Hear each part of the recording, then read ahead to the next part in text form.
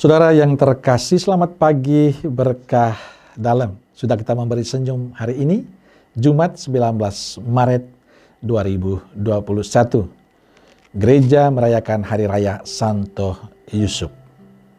Mari kita awali permenungan kita hari ini dengan tanda kemenangan Kristus.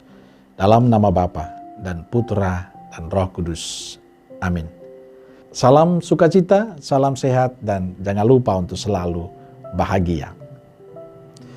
Saudaraku terkasih, hari ini gereja merayakan Hari Raya Santo Yusuf, suami Santa Perawan Maria. Paus Fransiskus pada tanggal 8 Desember 2020 mencanangkan tahun ini sebagai tahun Santo Yusuf. Paus mengeluarkan surat apostoliknya Patris Corde dengan hati seorang bapa. Paus Fransiskus memperingati 150 tahun deklarasi Santo Yusuf sebagai pelindung gereja oleh Beato Paus Pius ke-9. Dalam surat tersebut, Paus Fransiskus menggambarkan Santo Yusuf sebagai bapa yang terkasih, bapa yang lembut dan penuh kasih, bapa yang patuh, bapa yang menerima, bapa yang secara kreatif pemberani, bapa yang sedang bekerja. Saudaraku terkasih, tidak banyak yang kita ketahui tentang Santo Yusuf.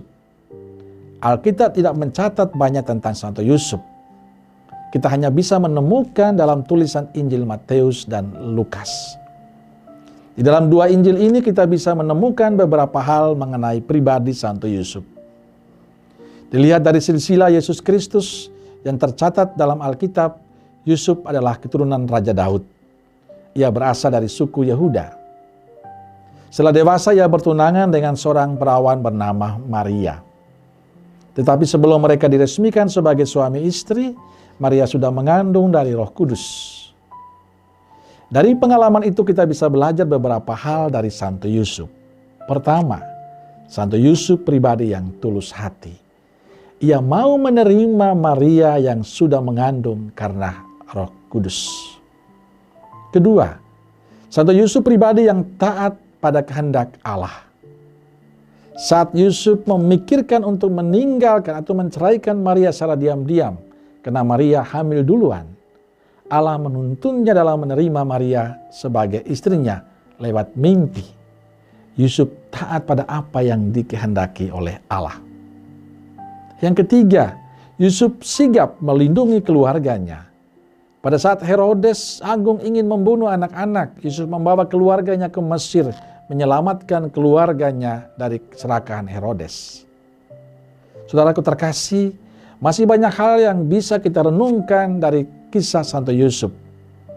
Kita bisa belajar dari Santo Yusuf tentang ketulusan hati dan kehidupannya.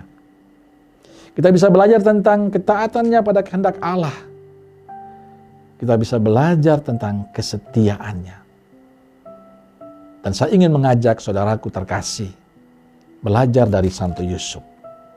Entah sebagai bapa, entah sebagai ibu, sebagai rekan muda, anak-anakku terkasih. Kita dituntut untuk taat dan setia. Kita dituntut untuk memiliki sikap yang peduli dan peka pada sesama, pada keluarga kita.